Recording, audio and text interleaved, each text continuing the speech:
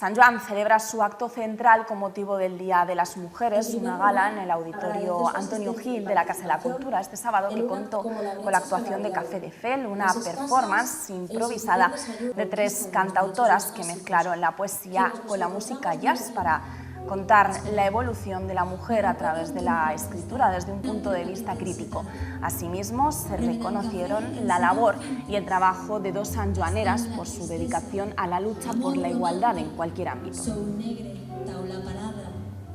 Aquest acte volem d'una manera més visual, d'una manera més institucional, reafirmar aquest compromís per la igualtat i en aquest cas hem triat